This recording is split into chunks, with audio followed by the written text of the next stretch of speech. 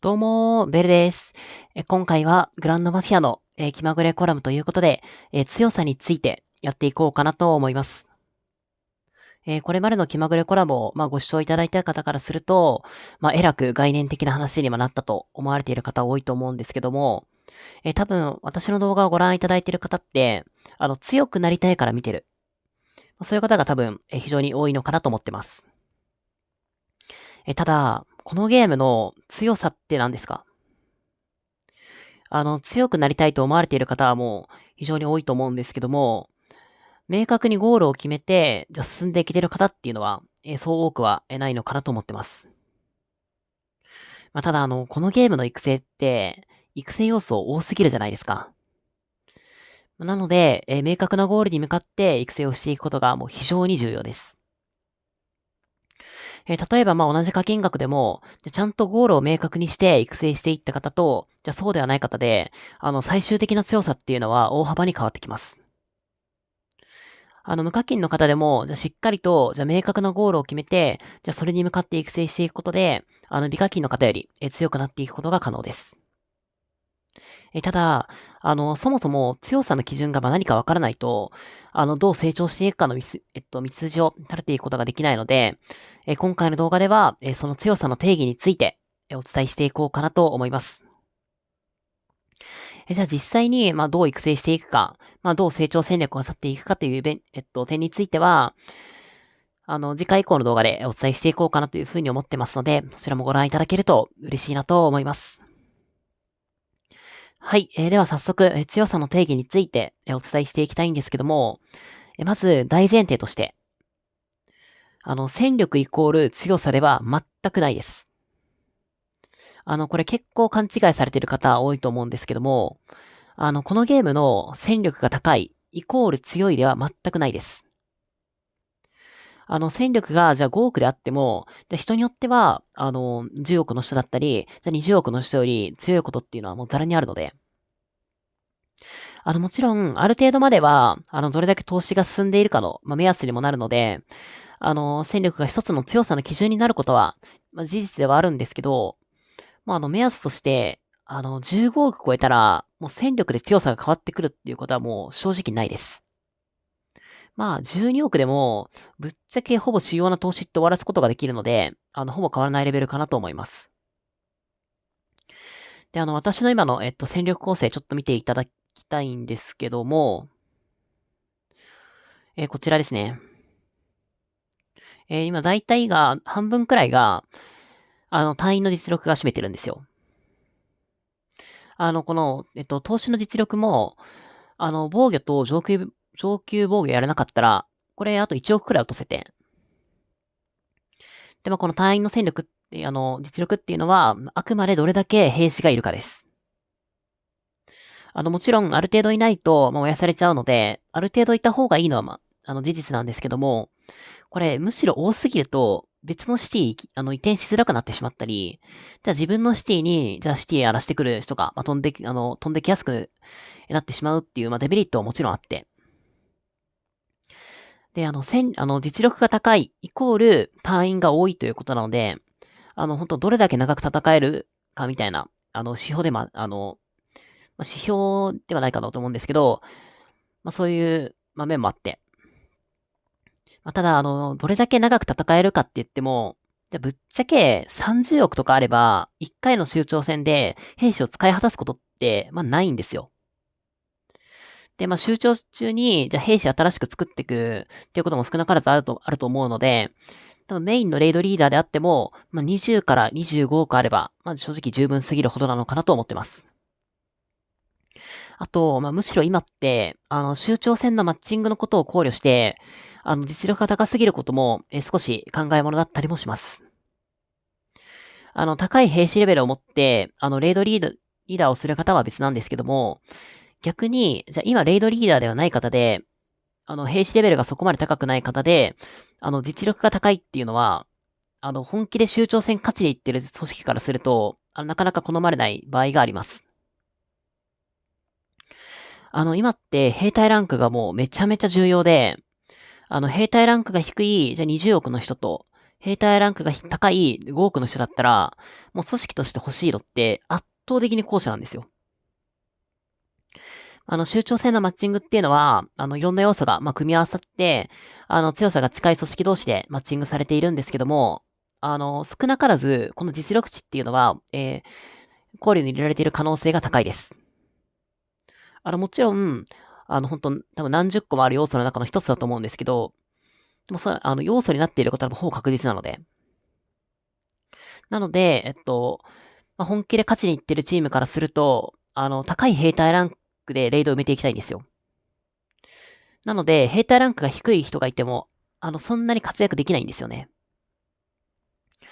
レイドリーダーのバフが勝っていても、じゃあ相手の方が兵隊ランク高いと勝てないっていうケースがもう、往々としてあるので。で、今、もうすでに、じゃあめちゃめちゃ強いレイドリーダーが、もうこれ以上強くなっていくのって、非常に難しくて。投資だったり装備だったり、いろいろあると思うんですけど、そういうの終わっちゃうと、もう上げると、ステータス上げるとなると、もう別荘ランクくらいしかないんですよ。ただその別荘ランクって、本当に上げるの大変で、じゃ例えば、チーム攻撃とチーム HP の別荘をちょっと探してるんですけど、どれだろうな。ゴールドパレスですね。じゃあこれって、じゃあ別荘自体は、累計課金イベントで、入手するとしたらタダなんで、0円として計算しても、これ、じゃあ0から、別荘ランク5にするのに、別荘ランクアップ券だけで、12000円の課金パックが35パックとか必要なんですよ。で、もちろんこれ、チーム攻撃とチーム HP っていう、この別荘スキルの中だったら、結構効率の良い方の別荘でこれなので、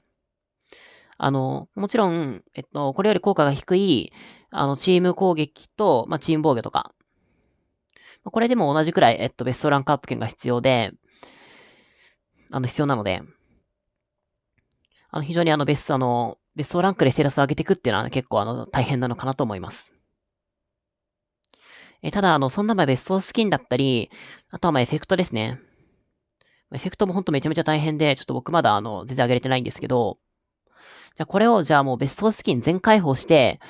ランクもじゃあマックスにして、じゃあエフェクトも全開放して、ランクマックスにして、したとしても、その後にじゃあステータスが上がる、じゃあもう課金で上がる要素がもうないっていう状態になったとしても、その後上げるのって、ファミリークリスタルとか、酋長スキンのバフがめちゃめちゃ大きいんで、酋長戦の回数こなさないと、もうトッププレイヤーって強くなれないんですよ。今って、もう、結局酋長戦何回もやってると、その分、ファミリークリスタルとかも結構厳選が終わったり、酋長スキンとかも、これ 30% つくんですよ、まず。最初の酋長ベスト1の方ですね。これでじゃあチーム攻撃 30% 上がって、酋長戦の中立建築なんでいいんですけど、ただこれだって弾薬庫やるときとか、あとは修正不ビル、取り合うときとかだったらもうめちゃめちゃ大事なので。で、しかも、最近ではないですね。半年以上前かなに実装された、州立限定2の方でも、これもチーム攻撃に加えて、チーム HP が 30% 上がるんですよ。これ半端ないんですよね。もちろん多分これを、州長ベスト2を入手するには、州立限定の方を、マックスにできる量の、永久ベストを。なので、計6回以上ですね。計6回、州長戦でトップ3に入ると、7回目で、こっちがもらえるようになるんですけど、そうなるとこれ合計です。12回かな。12回トップ3に入らなきゃいけないんで、できる人っていうのは本当に世界の中でもごくわずかだと思うんですけど、これでも本当めちゃめちゃ上がるんで、上がるのもありますし、あとファミリークリスタルとかでも、あれ何がやばいって、ダメージバフつくんですよ。これ相性バフでプラス3%とか5%とかついちゃうんで、あれ5%つくんだっけな ?3% はつくんですよね、確か。そんな感じでもう、実際のその、100% ぐらい、普通の攻撃とか HP に換算すると、もう100%とか150%とか、場合によっちゃ本当200%とか、もうそれくらいのレベルのものがファミリークリスタで上がるんですけど、ただもうそれって、もう課金じゃどうにもならなくて、もう周長戦を何回もこなすしかないので、で、そうなった時に、じゃあどう、相手と差を作っていくかってなると、もう兵隊ランクでしか差がつかないんですよ。で、この兵隊ランクっていうのは、レイドリーダーの強さに全てなっていくのではなくて、レイドリーダー及び、各参加者の兵隊ランクになります。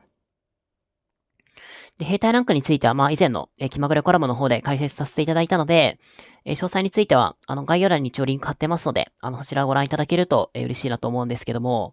本当に効果がでかいです。強いチーム同士の戦いだと、もうこの兵隊ランクっていうのはもう絶対に必要で、もうそうなると、もういくら戦力、実力高くても、兵隊ランク低かったら、もうレイドに参加することが難しくて。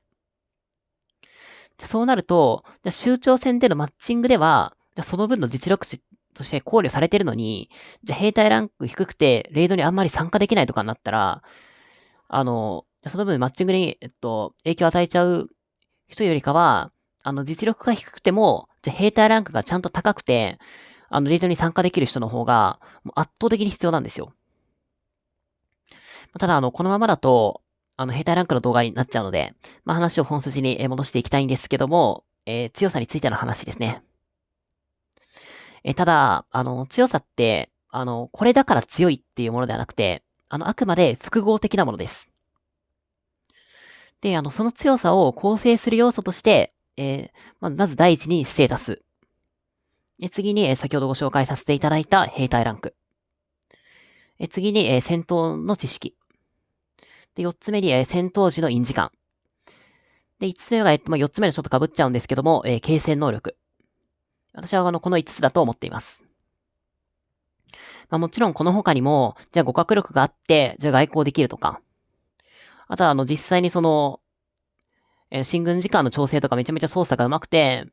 そういうところでの差も若干あるんですけども、それって、強さって言葉からは若干外れちゃうと思うので、今回この5つを、強さのファクターとして挙げました。で、一応課金がかかってくるものとしては、ステータスと兵隊ランク。ただ、戦闘の知識だったり、戦闘時の印字感っていうのは、課金とはあまり関係がない部分です。継戦能力っていうのも、これはもちろん課金に関係がありそうではあるんですけど、これ実際には、課金関係なく、どうにかなる部分だったりします。これなぜかと言いますと、継戦能力、すなわち、どれだけ長期間戦えるかです。じゃあ戦っていくために必要なのって、じゃあ兵隊と、負傷した部隊を回復するための資源なんですよ。ただこれって、どちらも課金関係なくどうにかなる部分で。で、兵隊については、もうヘルイベで作りまくる。で、資源については、もう資源特化サブ作る。この二つで、もうどうにかなっちゃうんですよね。で、もちろん、その分、時間はかかっちゃうんですけど、課金関係なくここは絶対どうにかしていける部分なので、もちろん、本当にいけるのと思われた方いらっしゃると思うんですけど、いけます。詳しくは、以前の気まぐれコラムでお伝えさせていただいたので、気になる方いらっしゃいましたら、こちらも概要欄に、リンク貼ってますので、そちらよりご覧いただけると、嬉しいなと思うんですけども、多分おそらく、もう一つ、疑問に思われた方が多い項目として、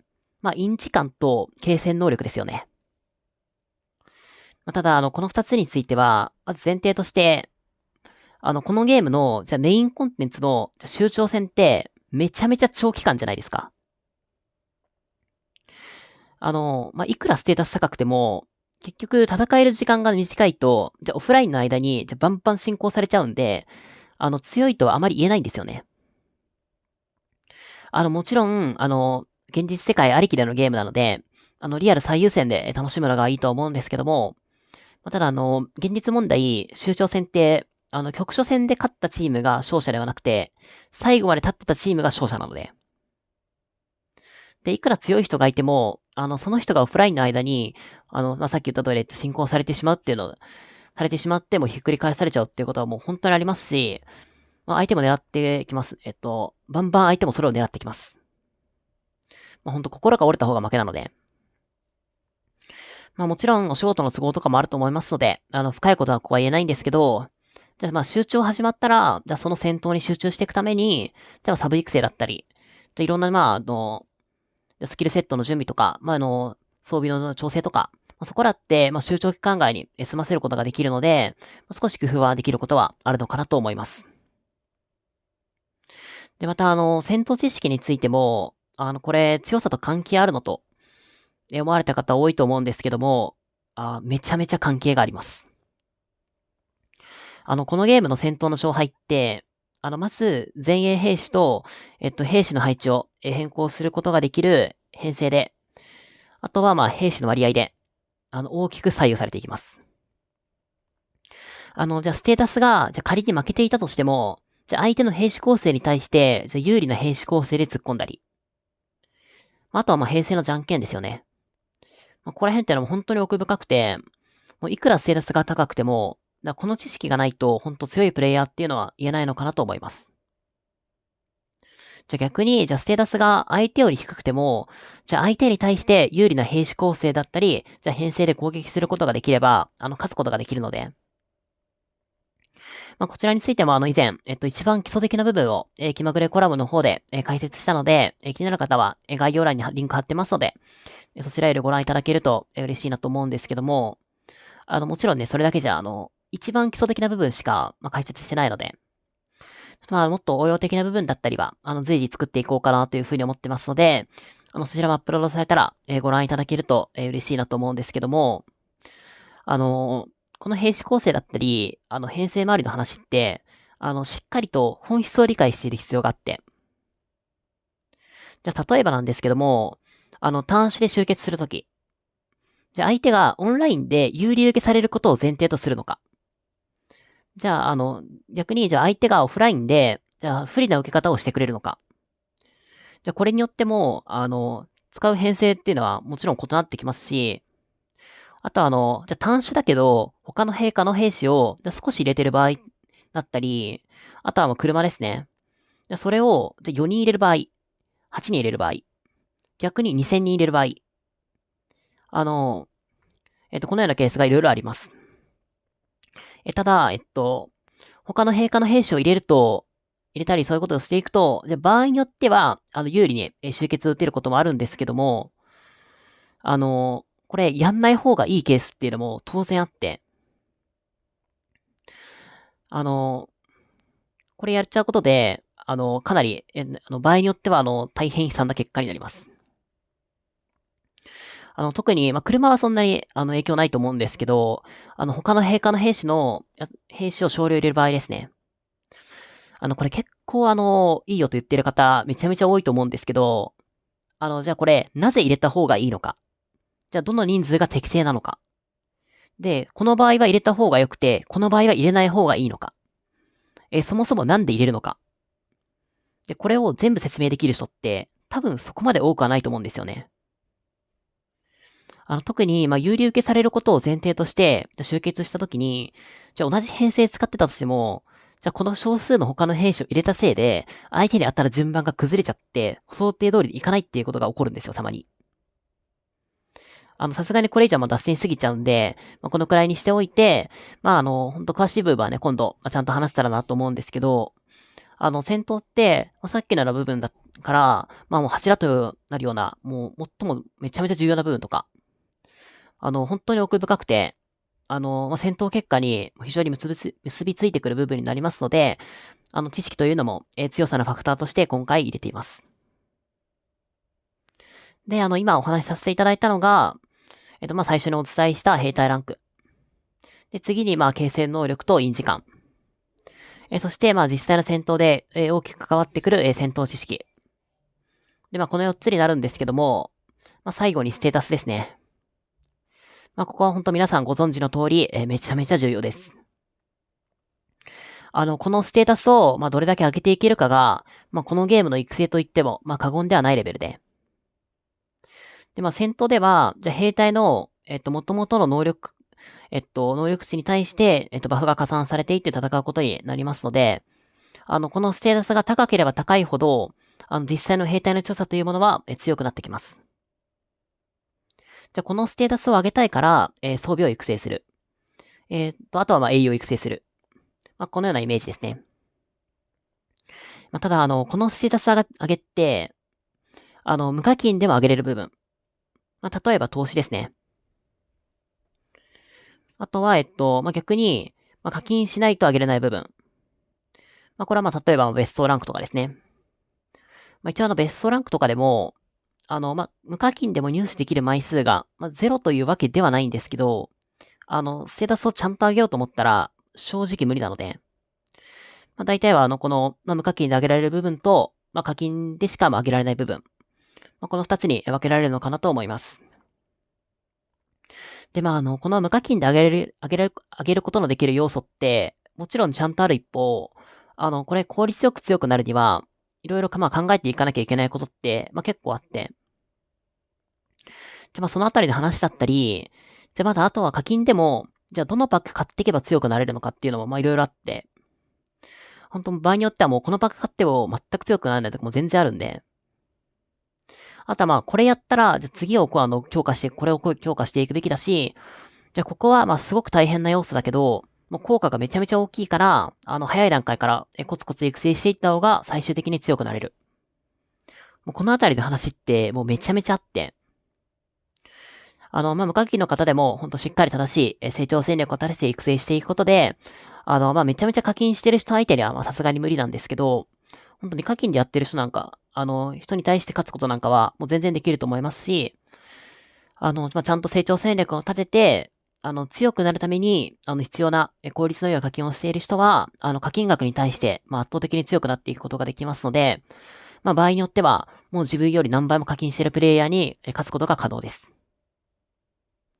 あとはなんといってもこのゲーム、強くなればなるほど、楽しいじゃないですか。集結打てなくても、じゃあ英雄バトルで、たくさん敵倒せるようになったり、じゃああと自分の別荘に、じゃあレイド来ちゃっても、相手を全然全滅できることができるようになったり、全滅させることができるようになったり、するので、これ本当に強くなっていくことで、強くなったから、じゃあ戦闘楽しくなったよみたいなことって結構あると思うので、で、その、戦闘こそがこのゲームの醍醐味であると思うので、ぜひね、無課金の、無課金の方向けの成長戦略は、次回の動画でお送りしようかと考えておりまして、課金者の方向けの成長戦略については、無課金の方向けの成長戦略の次の動画で、お送りしようと考えておりますので、そちらもご覧いただけると嬉しいなと思います。はい。ということで、今回は動画めちゃめちゃ長くなっちゃったんですけども、このあたりで動画の方、締めたいなと思います。最後までご視聴いただきありがとうございました。